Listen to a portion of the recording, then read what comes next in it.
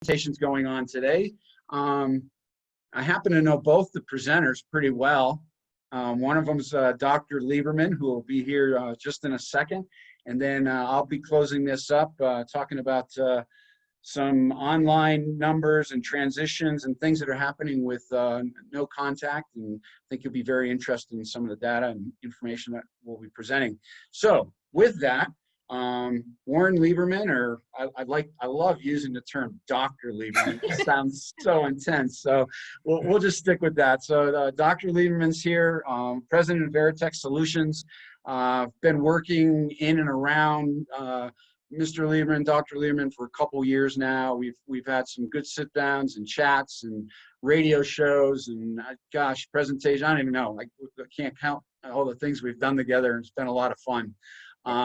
But anyway, very, very intuitive information that you're going to hear here. I think, you know, obviously in the day of COVID, you know, trying to look and coming off of the supply surge that we saw in the last 18 months and so many business disruptors that have come and hit on a lot of facility and storage owners' doorsteps. And I think that you know, one of the answers is how do you predictably get pricing right, and how do you manage that revenue to a positive year over year? And I think Dr. Lieberman has a tool and certainly has the intelligence to share here with us and hopefully help out the participants that are here. So with that, it's all yours, Dr. Lieberman. Steve, thank you very, very much. Just for the record, I've got to say the real Dr. Lieberman is my father. He's got a PhD in English. Mine is, no, it's all very good. I'm going to share my screen. So hopefully this is working. Let me do that.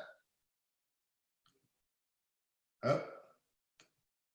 So there you go. All right. So Steve, are you able to see my screen? It looks great. Perfect. Thank you. So first of all, before I get started, I just want to say a very big thank you to the storage group. As all the folks who've been attending know, so far it's been a truly excellent conference. I've actually already received some emails on how useful and informative some of the prior sessions were. So kudos to all those speakers. I am going to try my best to continue that in that vein and provide a lot of what I hope is useful information to everybody. Just a quick a moment about Veritec Solutions and my background so you know where I'm coming from. Our company specializes in revenue management and dynamic pricing. We've worked with many, many industries, I think, over the years. And I began my career with American Airlines in the 1980s. So I've been working in revenue management, dynamic pricing for probably longer than I should admit to. We began our work in self-storage in the late 90s, 1999. We are currently working with about almost 50 self-storage companies right now that are using our pricing analytics. So a lot of experience, not just in the self-storage industry, but across industries. So as people have any questions later today, you know, we can talk about pricing at whatever level you want, really. In today's session, I am hoping to give you a little bit of visibility into how pricing practices can vary based on geography, and we'll talk a little bit about companies as well. We're going to talk a little bit about opportunities that we may often miss when it comes to pricing and how you may be able to sell more expensive products than you might think you could. I'm actually going to build a lot on what Carol has said. So for those of you who thought pricing and skill checks with communications were two totally different things, in fact, there are many things that are very relevant with the selling process and how you can succeed with how you price and sell your product. So for those of you who were in the last session, you're going to see that we're going to build on some of those concepts that she introduced. So it wasn't just an accident that this session is scheduled after hers. I'll put it that way. And I'm going to also talk a little bit about why is it that what we think we know sometimes is about our customers is wrong. And as a result of that, it often leads us to make certain assumptions that get in the way of the sales process. So we're going to talk a little bit about that. Primarily, however, what we're really going to focus on is about data-driven insights and how using data for pricing is extraordinarily important, and hopefully leave you with a few ideas at the end of the session today about how you might approach pricing a little bit differently than you currently do, and as a result get the greater financial success. So let me just start just to give a broad view. And what we did in January, so just before, let's say, the COVID crisis really began to hit the country, we took a look at website prices for about 20,000 self-storage facilities across the United States. And one of the things that we did was we took a look at how often do prices actually change. And so the graph that I'm showing you right now is limited to units that are between 25 and 300 square feet. We didn't include parking. We just looked at self-storage units. And we looked at those unit groups that were on a company's website at a store for at least 21 days in the month. So we're not looking at any unit groups that, they were only on the website for 2 days or 5 days of the month. These unit groups were generally always available. And what you can see here in the data is that there are many places where the pricing of a unit does not change. Now, it varies a lot by state. So for example, if I take Louisiana, at the stores that we looked at in Louisiana, 83% of the unit groups, the price remained the same all for the month of January. So if you have a store in Louisiana, you are very likely competing against a company that didn't change its prices. Now, clearly there are some exceptions, but in general, that's going on. Versus if you're in Nevada or let's take Minnesota or Maryland, where the percent of the unit groups for which the price did not change is in the 27 to 30% range, you begin to see that you are competing against stores that are likely to be much more active with how they manage their prices. And so I wanted to introduce this to you just as and this really builds on what Carol was saying about know your competition.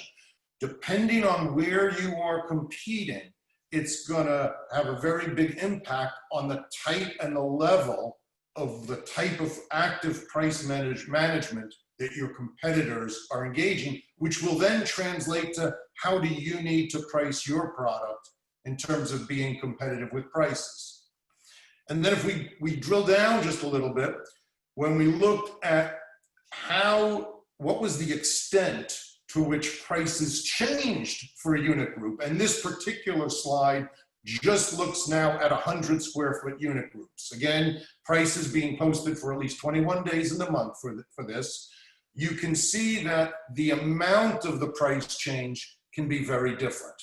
So for example, the average price change in Maryland was about 31% for a unit group, pretty significantly. The median, so 50% of the price changes were less than this level, 50% or more, was about 22%. So stores in Maryland are changing their price by a fairly significant amount. Whereas, again, if you go to Nevada, a little bit less so. So again, we get into the sense of depending on where you are geographically, you're very likely to be competing against some companies, depending on where you are, that either do or do not change their price a lot, and the amount by which their price changes may be a lot more or not. Now, one thing, and it's not in this slide, but one thing to just be aware is in some other research that we carried out on web pricing, we saw that what really is going on is that certain companies actively manage their prices to a much greater extent than other companies. So if you are competing, let's pretend you're competing against a REIT.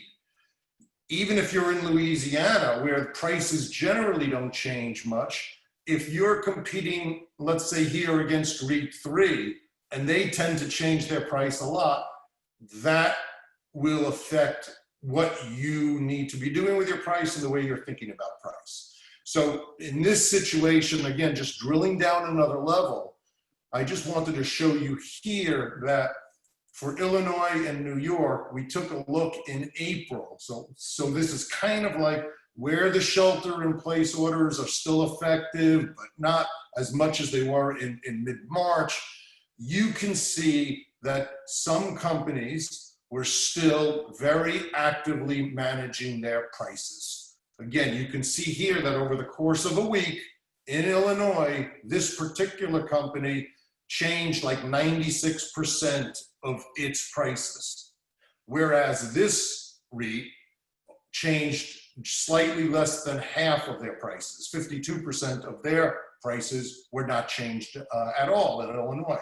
They were quite a bit more active in New York, where only 17% of their prices did not change. So again, just giving you a feel for, even in times, shall we say, of a very a cautious business environment, and we know that many companies chose to not actively manage their prices in March and April, still you're seeing here that there was fairly significant level of active price management for certain companies, and I would say in general for quite a few companies.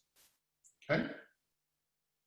So now I want to shift, now that I've kind of given you a sense of the extent to which prices are actively managed, I want to kind of shift gears a little bit to talking about one specific thing, and this is what I'll focus on for the majority of our session today, is this notion of how important is convenience.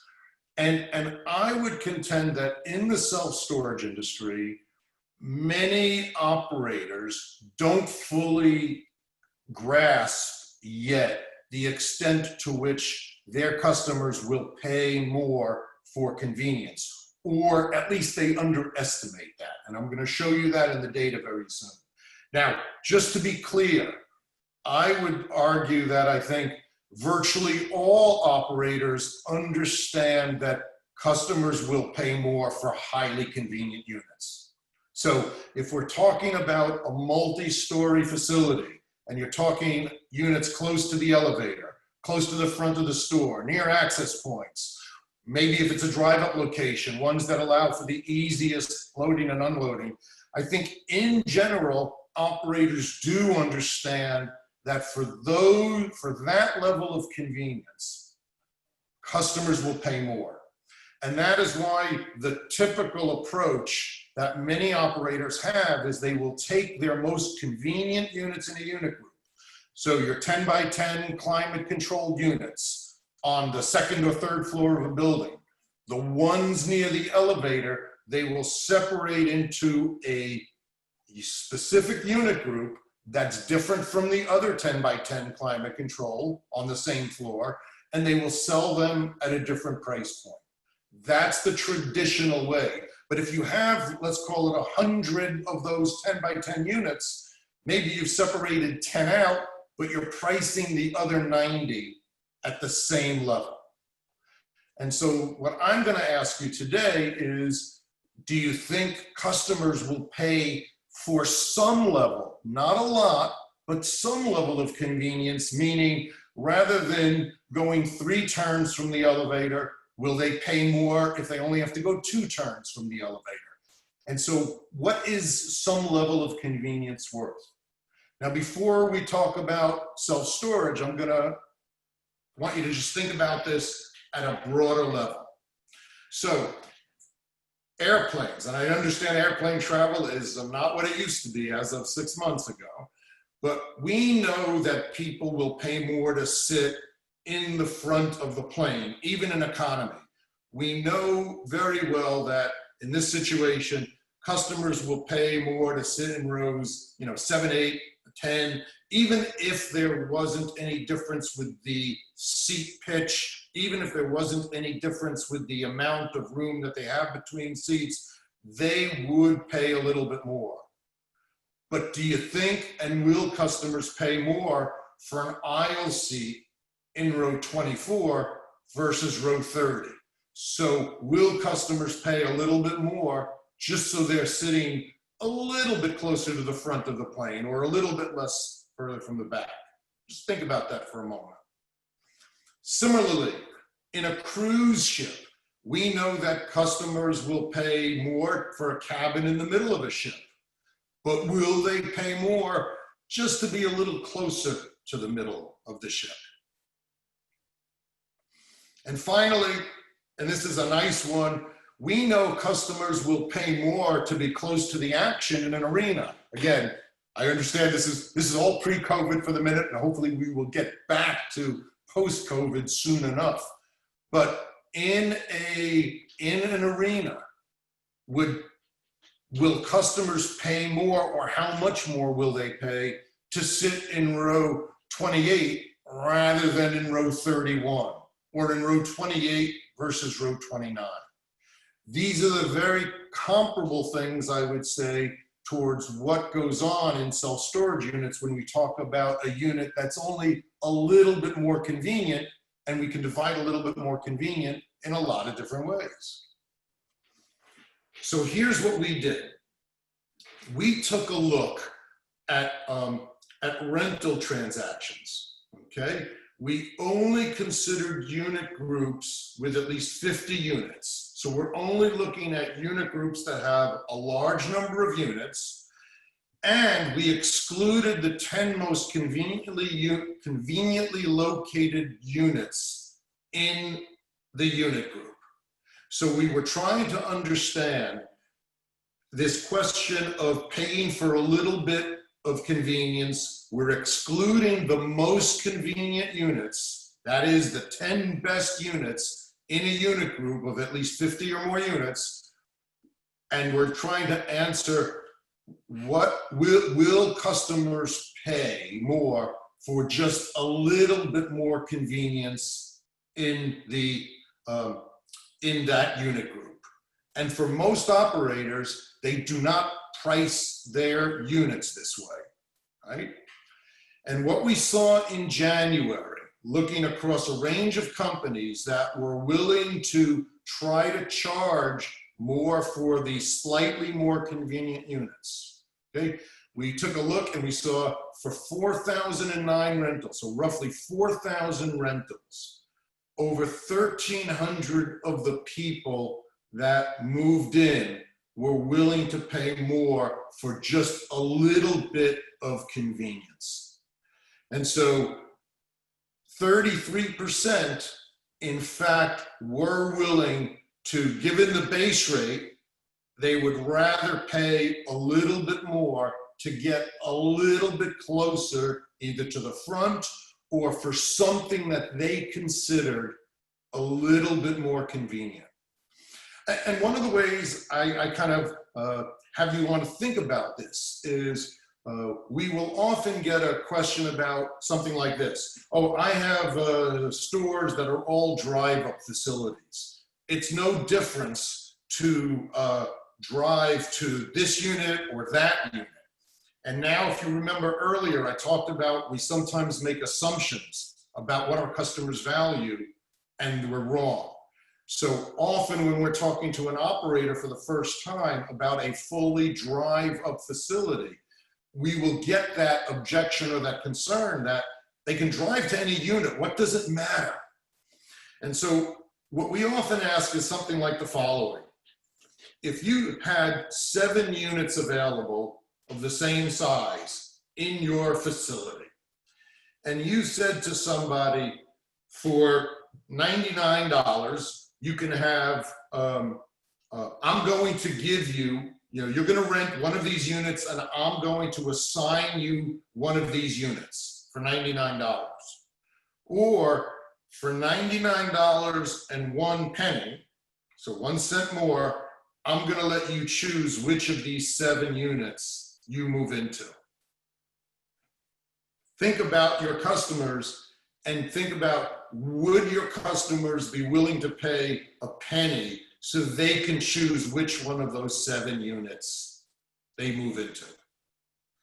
And I would submit that virtually all of them, and I'm willing to say it's not 100%, but it's probably more than 80% of those customers would say, I'd gladly give you a penny so that I can choose which of those units I move into. And then if once you begin to accept that premise, now the question is, well, what percent of those customers would pay 2 pennies or 3 pennies or 10 pennies or $1? And now you begin to get to that point where what will they pay? Not will they pay or will they not pay, but how much will they pay for that amount of convenience? And now, if you get to that point, you're beginning to think about your inventory in a very different way, perhaps, than you've thought about it before, because now you begin to think about, how can I monetize my level of convenience? How can I distinguish between the units that are available in a unit group? And so in taking a look at how much more would customers pay, again, we took a look at those move-ins and we said, okay, how much more in fact did they pay? And so what we saw here, and again, this is not including the most convenient units in each unit group. So again, this is after not looking at those 10 most convenient units. We're looking at the January move-ins. We're taking a look and seeing that, you know what, look at this. 18% of those folks were willing to pay at least 20% more. 26% were paying up to 5% more. So you can kind of see that on average here for this across many companies, customers were paying about 11% more than they needed to. That is, there was a unit available at the base rate, but they would rather move in to a somewhat more convenient unit. And if you think about 30% of the people paying 10% more, that's a 3% incremental lift on the new move-ins. And so now ask yourself the following. If for no extra cost, I could increase my revenue from move-ins by 3%, is that a significant number to be concerned about? And what we've seen across a range of operators is actually, depending on how they sell the units, how they approach this kind of program, they will typically get anywhere from 3 to 9% incremental revenue from their new move-ins. And that begins to become a very significant incremental amount to their profit, as we'll show you in a moment. Before we go to that, I want to answer and address the question, if we know that customers are willing to spend a little bit more when they rent a unit, is that incremental amount sustainable?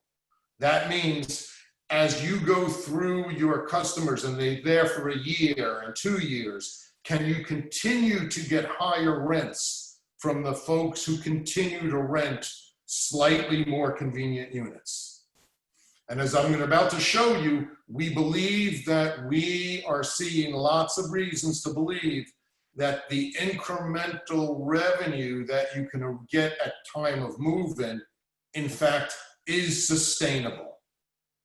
And so here's one example, and I'm going to start with the extreme case.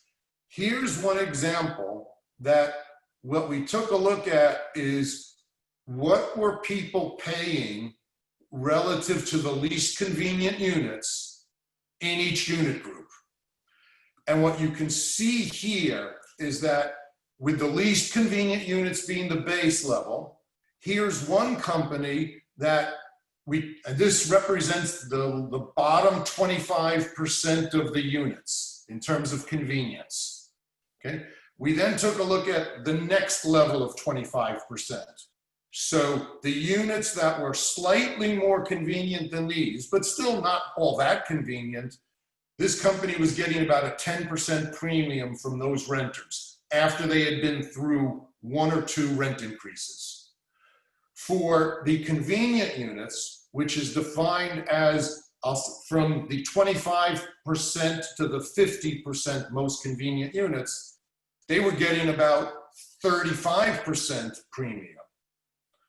For the most convenient units, that is the top 10% of the convenient units, they were getting almost a 70% premium. And for that very convenient, which is about 15%, so from the 10 to 25% level convenience, they were getting about a 50% premium. Now, I'm not saying that you'll be able to get this, but it is possible as evidence from the experience of this particular company. What we do see, however, that is far more prevalent is something like the following. And so here is something for 3 companies. For their most convenient units, they're getting anywhere from a 15 to about a 26, 27% premium on what those rents are. And at the convenient level, again, this is like from the 25 to 50%, they're at about, I'll call it a 4 to about a 7% premium. And so what this suggests is that if you consider convenience level of the unit when doing your rent increases, there is an opportunity not just to think about what the street rate is or what the web rate is or what the lowest rate is for a unit group, but you can actually understand that you can get many folks in the more convenient units to pay quite a bit of a premium over what you might get from the other convenient units. Now, again, this is relative to what the people are paying in the least convenient units. This is not relative to the street rate. So these folks, even the least convenient unit folks, will typically be paying more than the street rate once they've been in for a few rent increases. Because for many, many companies, they are allowing people, and when they do their rent increases, many operators will increase the rents for existing companies to above the street rate. So this, again, is relative to what the people are paying for the least convenient units, not relative to the street rate. And you can see that after a rent increase or 2, it's still sustainable. Okay. Now, one thing I want to kind of point out, and this really goes to the heart of data-driven understanding. A lot of operators, and this is in a lot of different industries, don't fully appreciate how much of an impact a small change in price can have on profit. And in a very simplified example, this example kind of says, okay, take a look at what happens if you change your rental rate from $100 a month to $104 a month. So a 4% change in price. And in this first example, we're even allowing sales volume to go from 32 to 31. So you're going to lose 1 rental by raising the rate from $4. The total revenue increases by $24, right? It's about it's less than 1% of a change in revenue. But in self-storage, where most of your costs, mortgage costs, personnel costs, they're generally fixed costs. You don't have a lot of variation based on whether you make an extra rental or not. So we've used just again, in this hypothetical example, we've used the fixed cost of $2,400 for this. So basically we're using a $75 fixed cost per rental. If you made 32 rentals, it increases to $77.42 if you only make 31, because you're spreading your fixed costs out among more rentals. And you can see here that if your profit goes up by $24 from 800 to 824, the less than 1% increase in revenue translates to a 3% increase in profit. So the impact on profit can be quite a bit more than the impact on revenue. And if you don't need to lose sales volume, and so this next slide is particularly important with why, when your vacancies are limited, why price increases can be particularly impactful. In the same situation, if you did not have to lose volume of rentals, so let's say you had limited vacancies, you know, that 4% increase in revenue would translate to a 16% increase in profit. And so just to think about that, that's where it has an outsized effect. Pricing can have an outsized effect, not so much on your total revenue, on your gross bottom line, on your gross bottom, but on the net revenue, the impact can be quite a bit more significant. And so just to kind of wrap it up and leave plenty of time for questions, couple of things that just to keep in mind.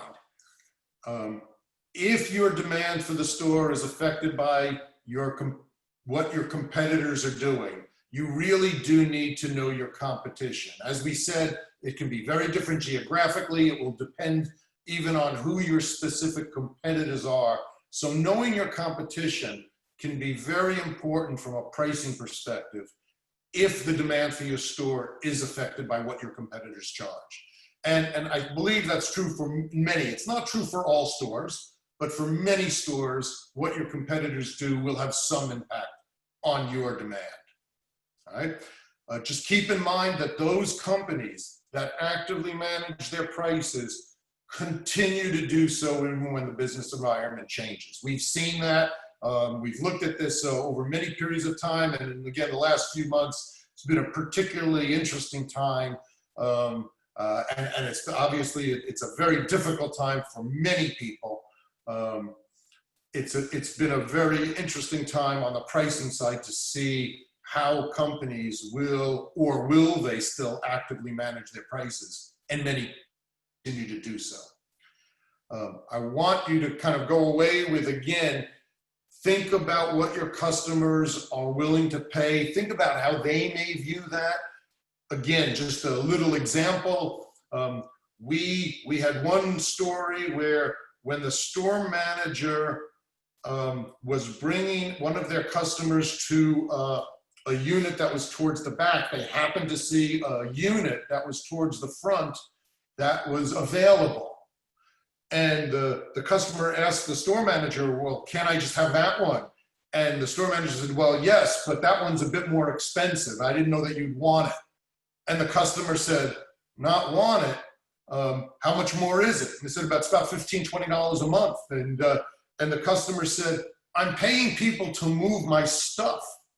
I'm going to pay them a lot more to get to the back of the facility than giving you an extra $10 or $15 a month.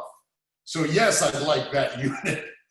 So again, sometimes we don't understand what our customers are willing to pay for, and giving them options, giving them an alternative so they can make the choice rather than you making a choice for them can be extremely valuable and useful towards finding a way to increase your bottom line.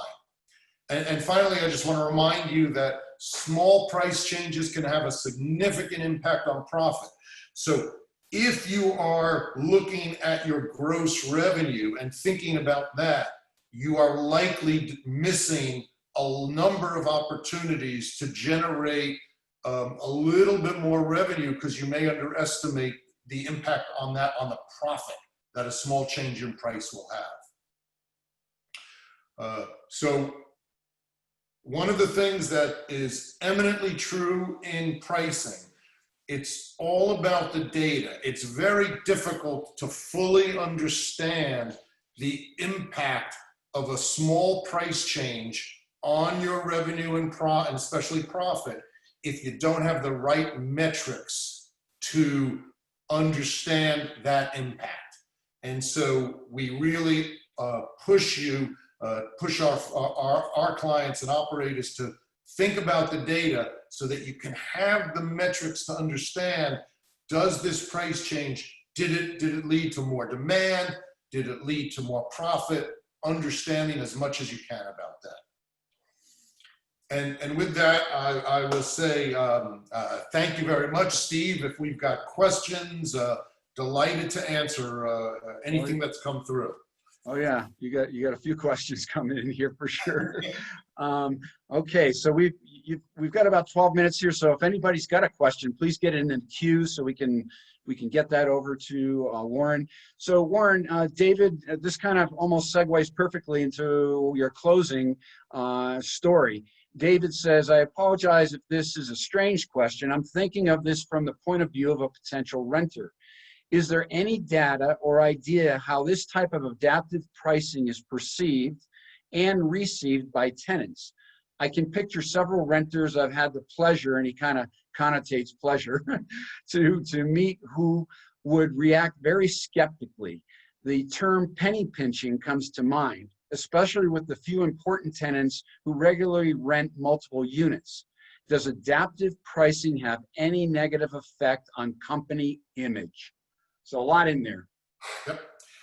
So if you remember in Carol's presentation, she was talking about communication skills, and I was talking a little bit about framing things. A lot depends on how you position this. So for example, if I were a store manager and I got a question about that, I would say, look, we are able to offer units for less towards the back. We know that some of our customers value convenience. They will much prefer to walk a little bit less if they need to from the elevator. So the adaptive pricing, as you were just saying, allows us to, for those customers who do not value convenience, it allows us to offer a unit at a lower rate.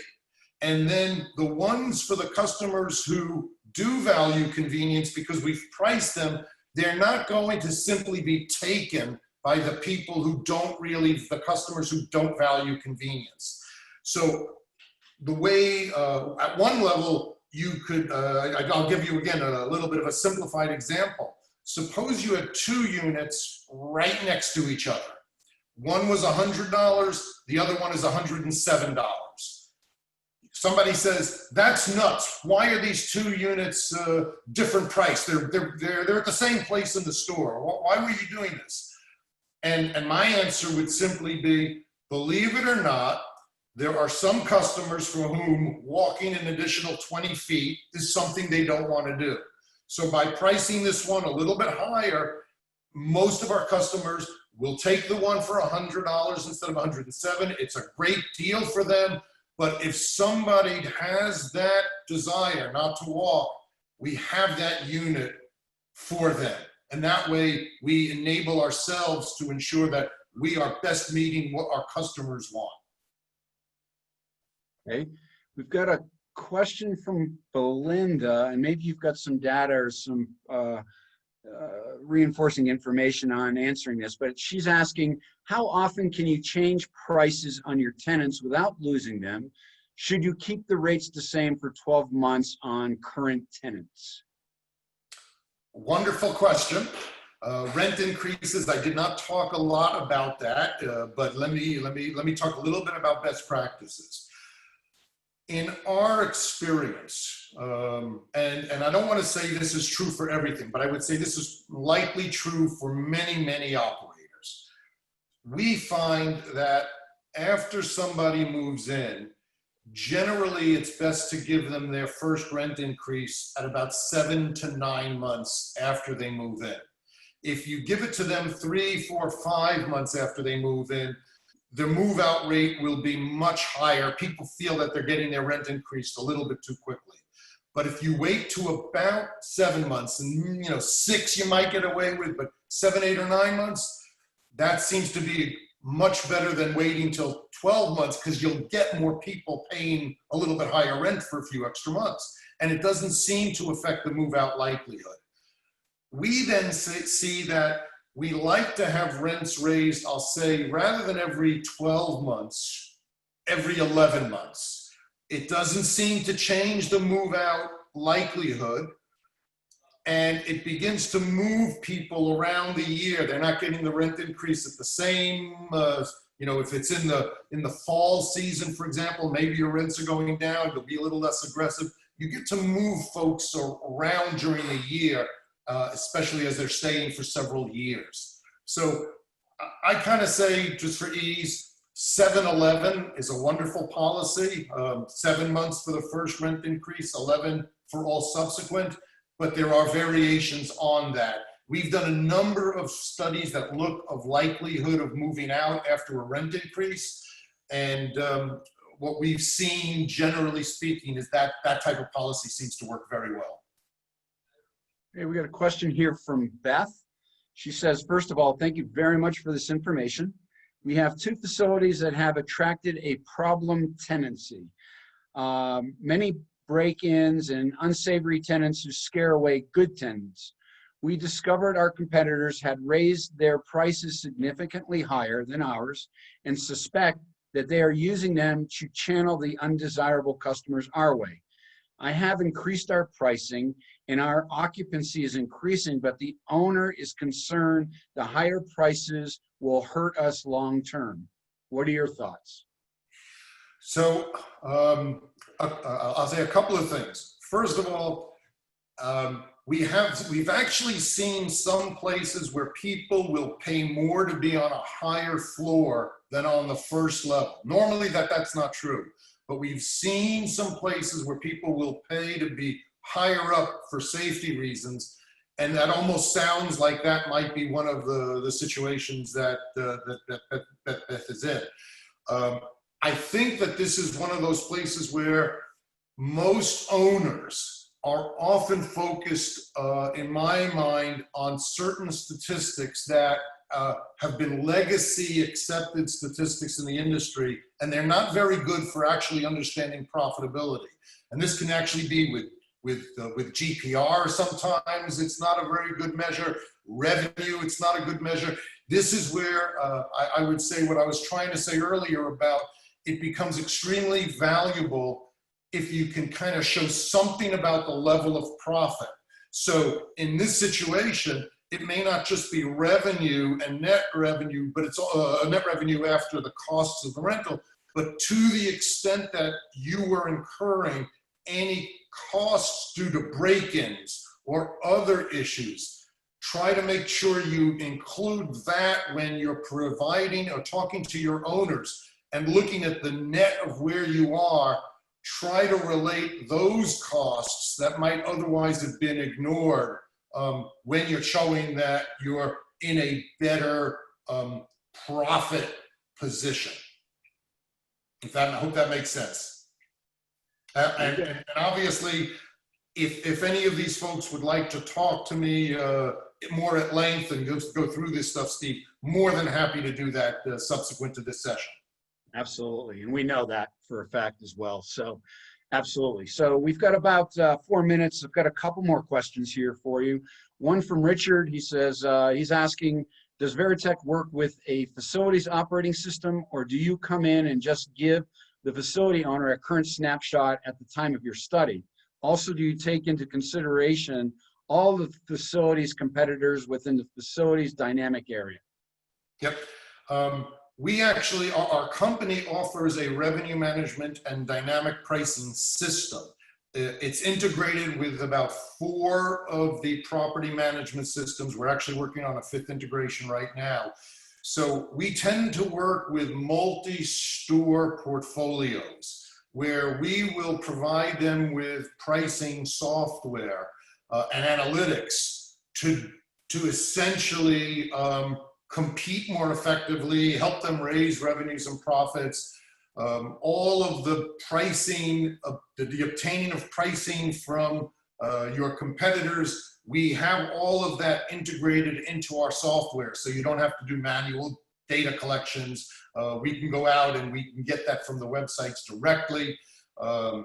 Even the website providers, and I'll use this, Steve, I hope you don't mind, I'm going to use the storage group as an example. Even the website providers now, they have been seeing from the operators, there is enormous interest in this kind of adaptive pricing and just in general pricing. So like the storage group has a 3D map that allows visualization at the time of rental. You can actually see that on the website, where you can see this unit is more convenient than not.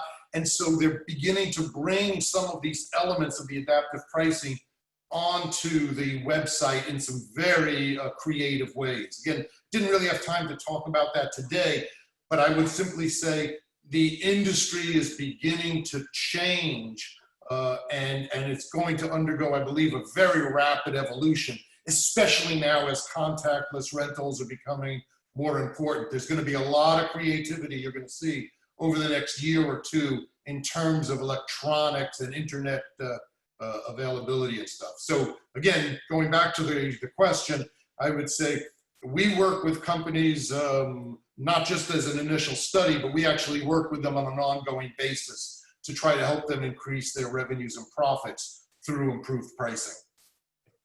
Okay, and we've got less than 30 seconds, but I think this is a great follow-up question that Kurt's asking to what you were just explaining. So I'll let you step on my time a little bit here, Warren, but Kurt's asking, he says, in your algorithm, how much influence does competitor pricing have over pricing? And how can local issues such as road closures be included in the algorithm? Oh, I love that question. I thought you would. Thank you. In our software is actually very, very highly configurable. So the extent to which competitor pricing is used is actually something that we work through with the operator themselves, and we can kind of configure the system in an appropriate manner. So it's not one size fits all. It's very, very different. And then there was the second half of that question, Steve, which I just forgot.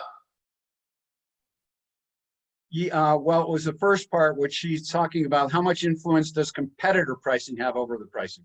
Okay, so that's all configurable. I would say typically it will range anywhere from about I'll call it a 10 or 15% influence to as much as a 30 to 40% influence on pricing.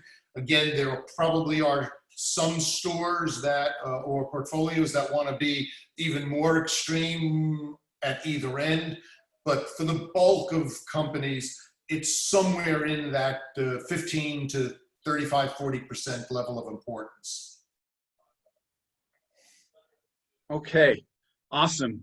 Well, as usual, great information. Warren, thank you so much. And again, anybody that has any further questions, wants to know more about Veritec solutions, and if it's integrated into your property management software system, you not want more intriguing questions answered, wow, Warren's the guy. He's easy to get a hold of. Certainly, if you can't get his contact information from anywhere here, you can reach out to myself or Stevie Harris, who's monitoring the participants, and she can definitely put you in touch with them. Warren, thanks again. Good seeing you, man. Steve, thank you very, very much again. I can't tell you how much I appreciate the opportunity, but even more than that, I think I speak for everyone. We say it's a great group of speakers that you've lined up for this stuff, and it's a wonderful thing that you've done for the industry. So thank you. Awesome. Thank you as well. Okay, folks, we're going to move on here. Let me just bring up my presentation. And we're going to be moving into a discussion about Click and Store, and we'll be talking a little bit about what's been happening out in the online contactless world. So I assume everybody can see my screen, and if I'm assuming wrong, I guess you can let me know. So we are going to basically talk about contactless rentals, and we're going to give you 8 features online rentals must have. So it's very important. There's a huge difference, and there's a lot of online rental tools out there, right? There's a lot of online move-in tools out there, but Click and Store, which was the first online move-in tool in the industry, has been built and continually is dynamically added to. It is truly an online e-commerce revenue generation platform. And I'm going to show you 8 features that will kind of fill that out and explain to you some data points and some information that will back up that point. So that being said, what will you learn? Well, point number 1, progressive web applications. What is a PWA? Why is that important? What technology does that provide? Why is it different than just a standard website? So we'll talk a little bit about that. Number 2 will be payment portal. People are very concerned nowadays with payment portals in general. And I'm sure all of you know what a URL bar is at the top of your browser. Well, if you go to make a payment and that URL changes from, say, your website to another server website or another payment website, I can assure you that the user or the visitor to your website is going to be concerned and wondering where they're going. A lot of phishing scams going on, a lot of internet breach insecurities, and we'll talk a little bit about that. Number 3, 3D mapping. We were the first in the industry with 3D mapping. It's actually interactive map. It's pretty cool. It's a little toy almost. We'll talk a little bit about that. I know Kevin had mentioned earlier about the importance of a 3D mapping tool. So we do have that. 4, value pricing. We'll talk about value pricing. Dr. Lieberman just talked about that to some extent, so we'll get to that and talk a little bit more. What you'll learn, point 5, online stores, ancillary sales. What is all that about? Revenue and retail in stores have been falling for years. You know, we've heard all kinds of folks that have talked about in years past that, you know, retail sales have basically been eliminated from the stores. So we'll talk about that. 6, ID verification. How do we ensure that folks visiting and transacting with you are really those folks? We can talk about that as well. Abandonment emails. What happens when somebody's trying to rent a unit and they disappear for whatever reason? Maybe the reason is that they've left, you know, someone was at the door, things, you know, something happened in the home. We'll talk a little bit about how do you capture those people. And then finally, brand awareness. What is brand awareness, and how does that help? Okay, first of all, myself, I'm Steve Lucas. I'm the CEO of the Storage Group, which is the technology provider and developer for Click and Store online rental suite. I've been a serial entrepreneur. I've been, my first business I started when I was 19 years old. I'm 59. Do the math, that's a long time. I'm excited to be here in this industry. I've been with the Storage Group since 2013. I came in and basically as a consultant, and a lot of stories from there, but hobbies, I love the hike. I'm an avid fly fisherman. I just, if I could talk about it, we'd take the rest of the seminar and just talk about the fly fishing I've been able to do since COVID. It's been truly exciting. So moving on, a little bit about our company's Storage Group was founded in 2010 by storage owners and for the self-storage industry strictly. That's all we deal with in the Storage Group. We're the leaders in the marketing technology. We'll talk a little bit about that. We're committed for our clients' success. We have a dedicated SEO team, the largest SEO team in the industry, that works day in and day out just for producing high return on investments results for our clients. We also were the creators of the industry's first and most robust online rental tool, Click and Store. Okay, let's talk about the current situation, COVID. Boy, things changed dramatically middle of March, and we've all been talking about it, dealing with it, and in some manner, and I'd like to talk a little bit about that today, and obviously projecting into the future, some of the things that we're hearing and seeing, and I think it's very important that you all are aware of all of that as well. Providing a safe way to rent and increase purchasing confidence, extremely important, and online is really providing that data and those numbers, those numbers for conversions and folks wanting to rent but not necessarily wanting that personal interaction anymore. We can talk about facilities maybe missing key features. As I said earlier, there's a big difference between click and store online rental suite and a lot of the rental move-in tools that are out there that have no customization and have no ability to really work for you and your specific mode of operation. And then discover 8 essential features, which are a must, and we're going to dive into that. So I said we'd start off with a PWA. What is a PWA? Very important. Progressive web application is a technology that Google came out with back in 2015. It is a hybrid between a regular website, a responsive website, and a native application. Gives you both the best of both worlds without having to go to an app store, get lost, try to find an application, wait for it to download. So lightning fast speed, you can leave the website without losing any data, meaning that if somebody starts to work on a transaction, they start to rent a unit, they leave your website or get knocked off the website for any reason, they can come back and guess what? That shopping cart is still there, still alive, which is a huge asset to closing that client and getting them moved in. Instant download, progressive web applications, unlike native applications, and there's some providers in self-storage industry that are doing native applications. Guess what? They're not SEO indexable. They won't show up on searches. You go to a progressive web application, they will show up. They are SEO indexable.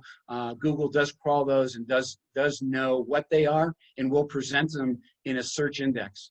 Offline capabilities, push notifications. We talked a little bit today. We've heard from people about text notifications. Well, push notifications is the next best thing. Springs up those new push notifications come on your phone. As you can see here, they come on your phone, they'll come on your device. Any of your devices that you do have hooked up, they will show those push notifications. And then as you update your website, it pushes those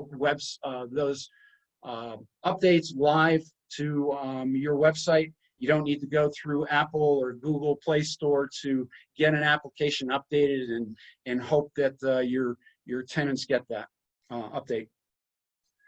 Just some quick data points here. Just impressive numbers when some of these major companies went from typical websites to PWAs. You know, Forbes went to a progressive web application several years ago.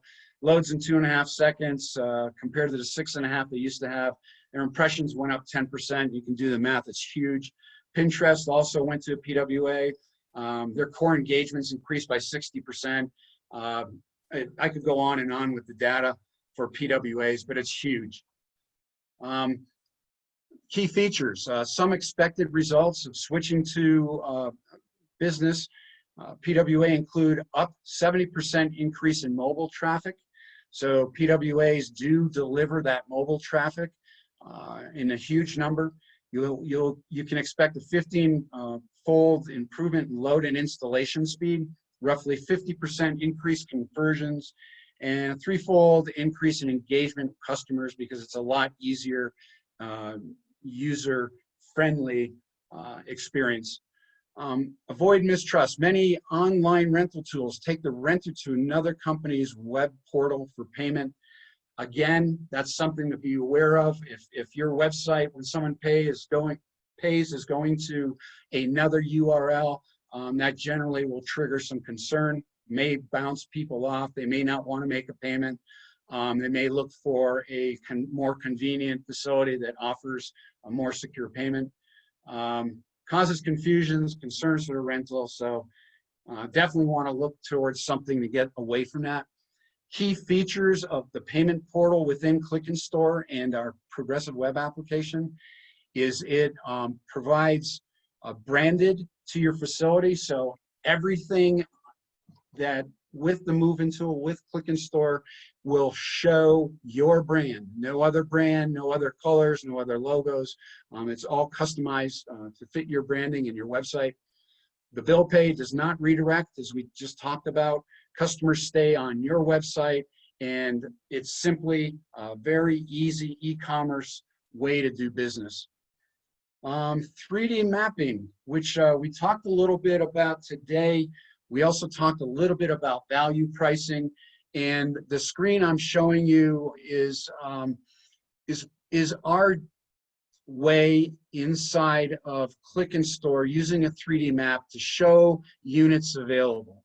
So we can show those units available, better, good, better, best.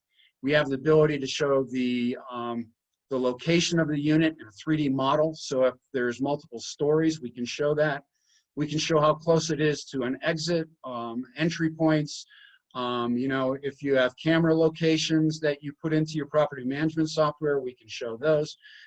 By and far, it is the best way to provide a visual of your property to a potential renter, and also offering them the ability to see where their unit may or may not be with respect to the remainder of the property's entryways, exitways, restrooms, office. And it's a remote way that somebody can see your facility. And again, in the day of COVID, people aren't very excited about going and taking person-to-person tours as they used to be with self-storage. So this is a great way to circumvent that and still give the potential client an excellent way to view your facility. We have some very exciting news coming about value pricing here somewhere around the end of August, early September. Real exciting stuff. Stay tuned. I can't blow that now, but we've been working on something very exciting to assist in the value pricing model. Okay, 3D mapping and value pricing. Just kind of go through the key features, which I've covered most of them. Overall revenue for move-ins typically increases from 4 to 9%. So with the 3D map, with the value pricing, you should be able to increase the move-ins, which, you know, the math that was given today between Carol and Tracy and Warren, I think there's a lot of power there. Upgrade rates of 30 to 35%.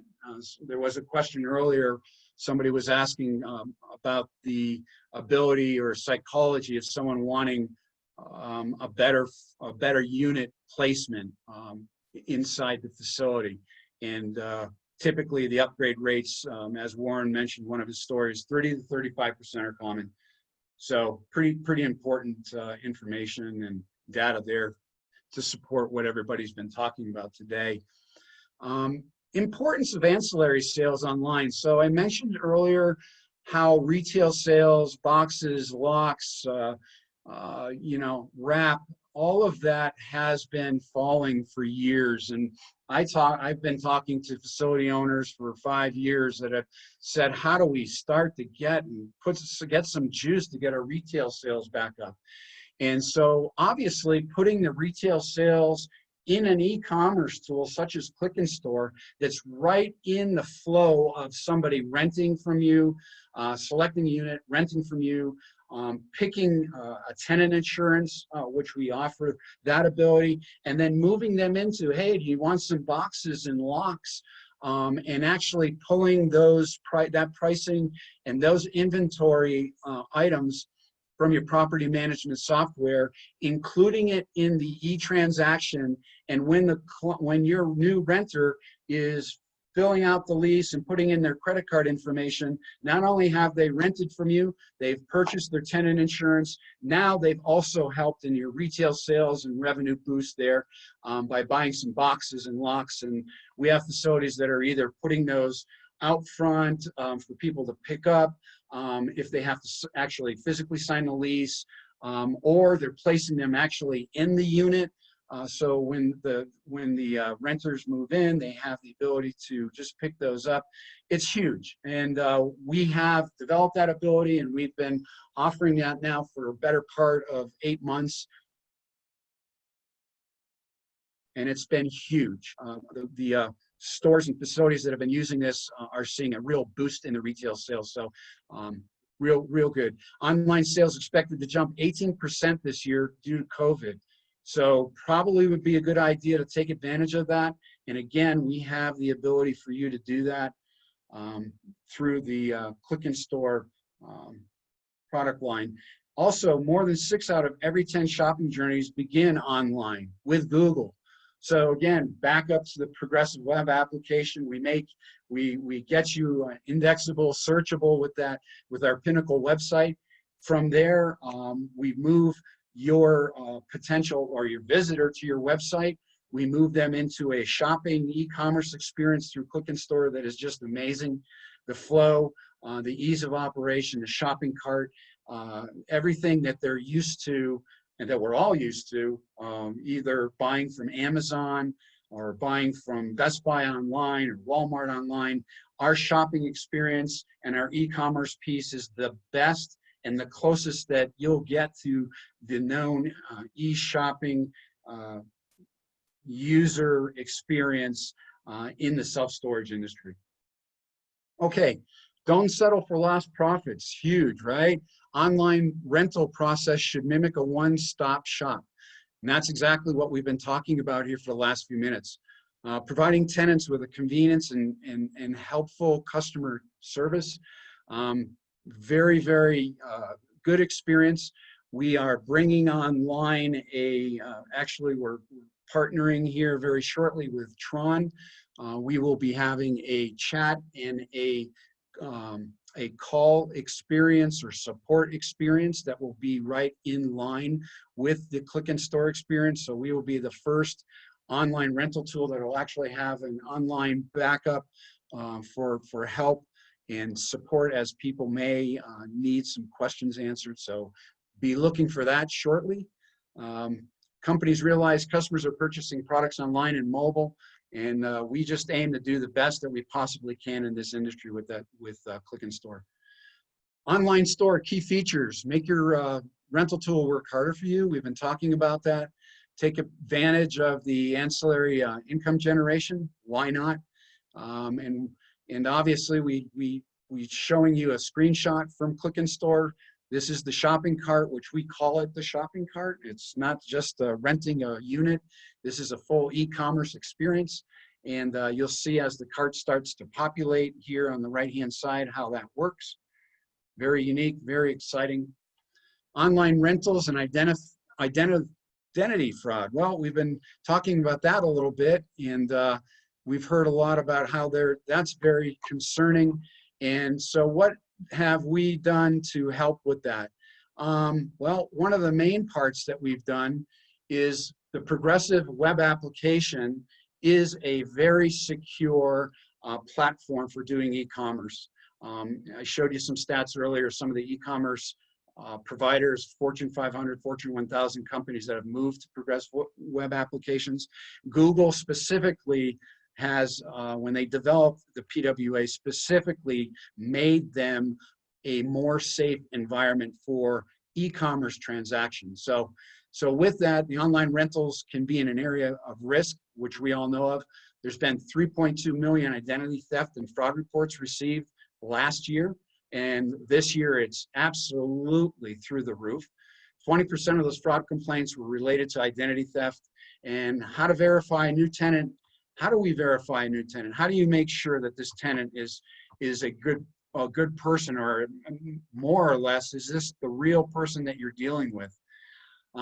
So we have ID verification. We've had it since 2015.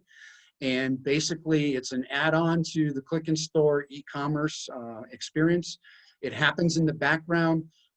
We use a very large, probably one of the largest in the world, database that basically has all types of records that they peruse through, all kinds of voting records, driving license records, ID records of people that they have access to. So what we do is we push through the API legal name, date of birth, address, social security number, which may not be enough on its own.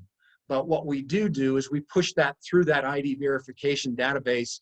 And if it picks up that some of that information coming does not work out, meaning the name doesn't equal a social security number or address isn't right, it will spit back to that potential renter that they're not putting in the correct information. We also allow driver's license uploads, which goes into your property management software system, so you can have that on file.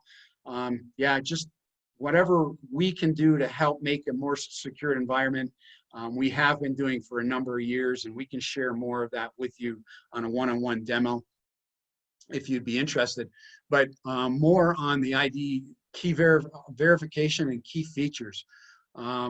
Ideally, a rental tool should be more than just a rental tool where I put in my name, my address, and all of a sudden, you know, these people are getting a rental from you and you don't have any information on them. So what we do is, you know, voter registration records, motor vehicle records, all of this stuff is what we are pushing through and making sure that it all equals out. And this person that is trying to rent from you is exactly that. And I think in the year of COVID, this is very important information, just for the mere fact that, you know, meeting someone is very hard to do. Okay, our potential tenants abandonment. Abandonment is something that happens for many reasons. Life happens, takes people away from e-commerce, from e-transactions. And so we've got that covered for you. That's the good news. We capture the information early enough on where we can get you the name, the email, the phone number. If somebody left and did not rent, you'll be able to get that information. You'll be able to give it to your managers yourself, or calls. You can pick the phone up, call them for a hot lead, email them. And also, if they abandon, they've had a shopping cart, we can send an email within 24 hours that lures them back in, you know, something to the effect, hey, and you see it here on the screen, we see you abandoned your shopping cart, we can offer you a special discount. Please come back and we'll help you out. So nobody else out there has the abandonment ability to help, which Click and Store can provide to you, another unique way. And then importance of brand awareness. So yeah, there's rental tools out there, and you can rent, and a form takes you to another URL, and the form experience doesn't look anything like what you're trying to portray. Well, in Click and Store, we can keep that all unified and keep your brand on top of the rental system and Click and Store, and keep your visitor to your website in your user experience. They'll be able to stay consistent with your logo, your brand colors, any of the memorable phrases or things that you want to specifically say.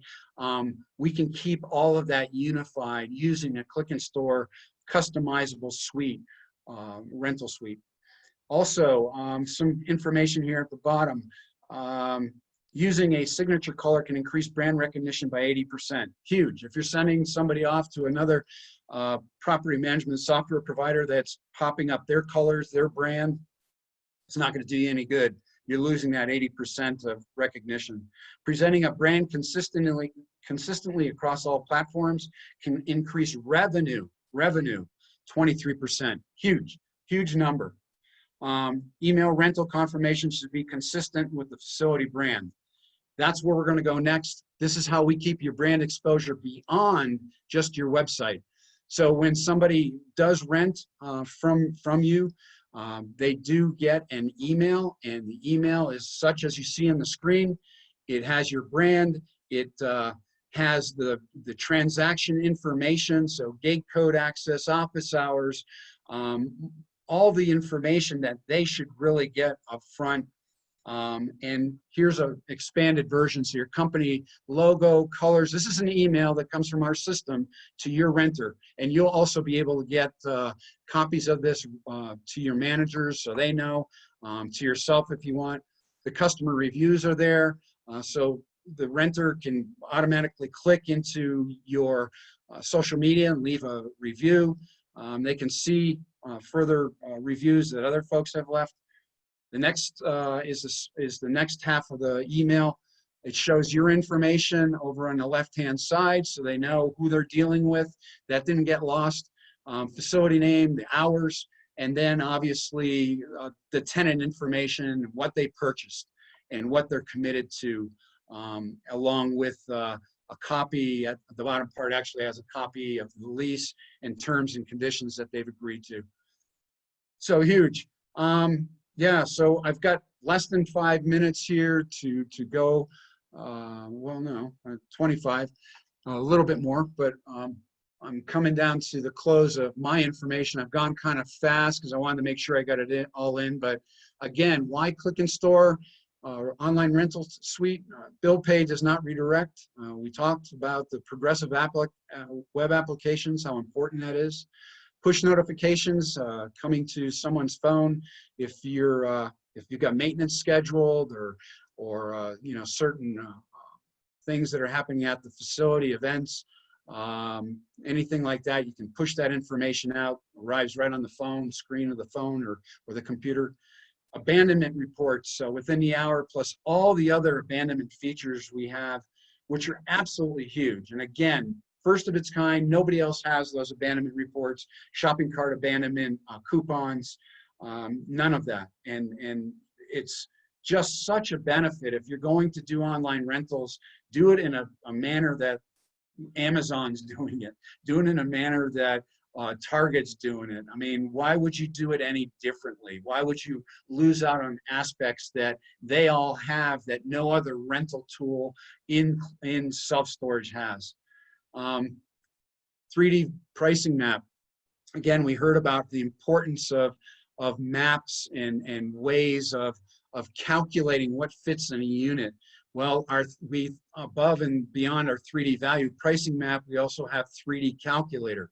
That 3D calculator is able to show people exactly what will fit in the unit. And as a matter of fact, it's interactive. They can actually pick boxes, pick TVs or cabinets, and put those into a specific unit. And guess what? It's 3D, so it's just not the floor area. It actually is giving them the entire boxing area of the unit itself. They can stack, and if they run out of room, it'll automatically move them to the next unit up. Just makes it very easy, very efficient for someone online to get the answers they need on what will fit. Online store, I can't say any more about retail sales. If you're not doing online retail sales in conjunction with your online rentals, you're losing money. Your competitors are doing it. You know, the REITs are doing it. Every which way that you can create a revenue stream nowadays is so important. And you should be able to take access and use that ability to continue to grow your business. Even this pandemic, this is an awesome way to continue and not miss a beat. And folks that have been with us, you can check out our YouTube testimonials. We have folks that have been using Click and Store for years, and when the pandemic hit, they missed not a beat. As a matter of fact, they stayed consistent. Some of them had a big raise and rise within unit rentals. I can't tell you any more other than possibly going to the website and taking a look at the testimonials and hear it from some of your fellow business owners. Urgency feature that shows limited number of units. We have that ability. And by the way, I didn't mention it, but you know, sometimes we have folks that say, hey, listen, maybe I just want a quick rental and I don't want to collect the credit card. I just want a quick something. And there's some businesses that just want that quick little interaction. And rather than using a form that breaks, a form that doesn't have, you know, sometimes doesn't work correctly, you know, doesn't submit correctly, we have the ability to customize for you and utilize from the Click and Store platform just a quick rental tool. So we collect just a brief little information and bang, that comes to you from Click and Store, letting you know that you've got a potential renter that wants to talk to you or your manager. So you can go through the full-blown process of getting the unit, the lease, the gate code given out, the unit provided, unit number, or you can do as little as just a quick little capture of a quick rental, or you can do them all. It all depends on what you would like to do, and we can customize that to fit your business plan. All right, Click and Store Online Rental Suite. I promised I was going to give you some numbers. These numbers actually, when we talk nowadays, you know, just a few weeks can mean a mile of difference, right? But we started as soon as the COVID and the stay-at-home orders came in, we started taking a real deep look at our data numbers and what were happening. And so what's kind of interesting, and there was a little talk about this today, and I'll just cover this real quickly, but online rentals outside of office hours, so an 8 to 5, I'm sorry, 5 p.m. to 8 a.m. scenario. We've seen a total of 59% of rentals, which comprise from 25% of move-ins and 34% reservations. So what does that mean? That means if you don't have Click and Store Online Rental Tool Suite, you know, you could be missing up to 60% of rentals. And let's face it, people, you know, have busy lives even in this day and age. And now, you know, parents are having to school the children, not just bring them to school, but actually school them during work hours. I mean, we're living in some crazy times. So being open 24/7 is huge.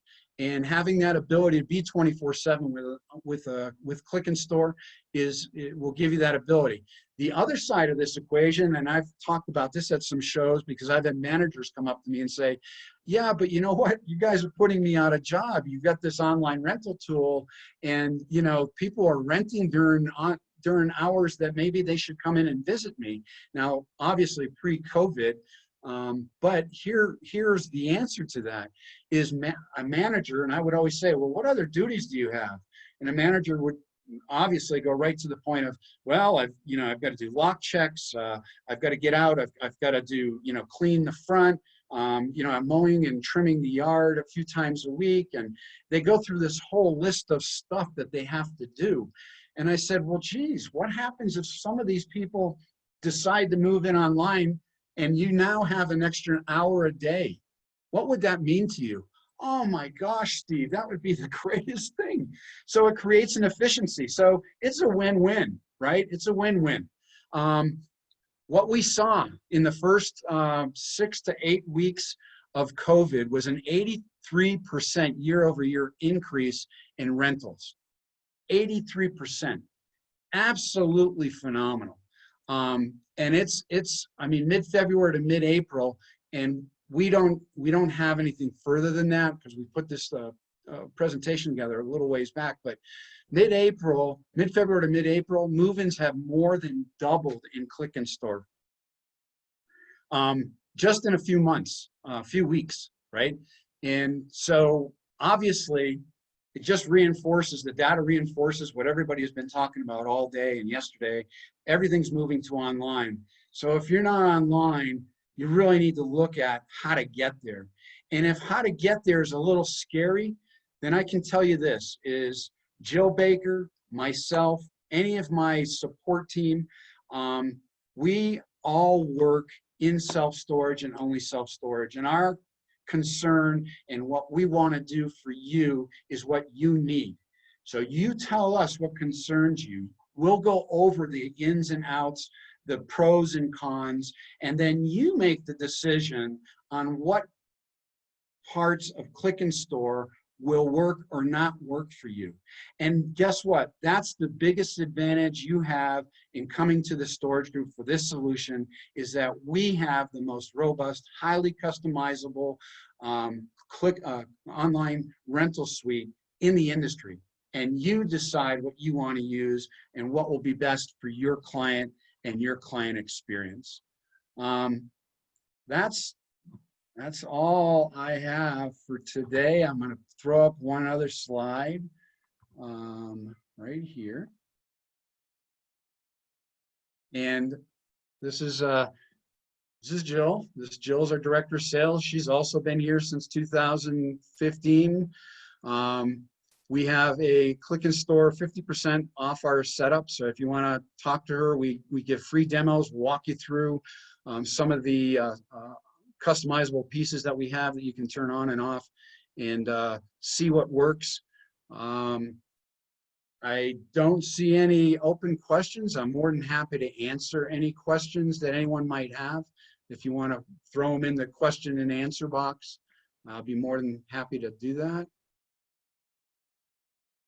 And if we don't have any questions, then I want to thank everyone that's been involved in this presentation, the virtual seminar, all our speakers yesterday and today. I would like to thank all of you for being here, for being involved with this experience in this new day and age. And I did get a question from Beth. Thank you, Beth. Kind of felt that you'd be out there doing this. Did you say integrate with all tenant software? We integrate with just about all of them. So best bet is to reach out to Jill. That information on the screen, Jill can go over with you exactly what software. And one thing to remember with property management softwares, they all give certain abilities and sometimes inabilities for our integration to do certain things. So we, even though our tool can do just about everything, sometimes property management softwares don't allow or don't have the API ability to give us what you may want to see. And so in those instances, we'll let you know that as well. Kurt came to my rescue. And another question, what processes are you using to verify the customer info during the online rental process? What process is used in the upload image of the customer's ID? So 2 parts to that question. The first part is we actually have a database I mentioned earlier, and actually it's a national database that pulls international documents. So it's a database provider that we pay for ID processing. It's same provider that works for most of the hospital organizations in the United States, as well as they have contracts with Department of Homeland Security and many of the municipalities with regard to checking ID and verifying ID information. So it's a huge company, and we've been using them again since 2015. It's a separate piece that operates in the background, and if you reach out again to Jill, she can kind of explain how that works. What happens if the database kicks back that some of the information being provided just doesn't match, and what those tests look like. And there is a period of a few tests, and then the potential renter actually gets kicked out of the transaction. So we don't waste anybody's time with that. And then the upload of the customer's ID, that's basically, there's no checks that go on with that. That ID, most of the property management software systems have the ability for that ID to be kept. So we have the ability through Click and Store for you, or for the renter, to click, upload that image, which gets deposited into your property management software database for your access. Next question is, after the online rental, in the confirmation email, are you sending the unit map so the customer can find their unit easily? We absolutely can do that. It's a quick little attachment that gets attached. So again, the ability for that to happen is there. And you can, again, if you go through the demo, Jill can show you how that works out, but yes, yes, yes. And then, when did Click and Store rent its first unit? The first unit was rented in 2011, and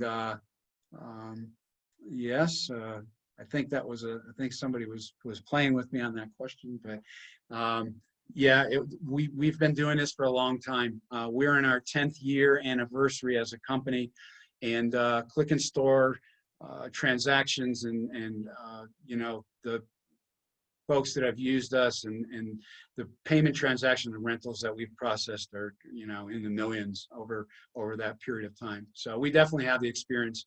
And again, we definitely have the most robust, most customizable tool to fit each of you individually if you need it to be done that way. Okay, that's it. Again, thanks to everybody. Was a great experience. Thanks to my team that put all this together, and Stevie Harris and the rest of the group. And we thank you for being here.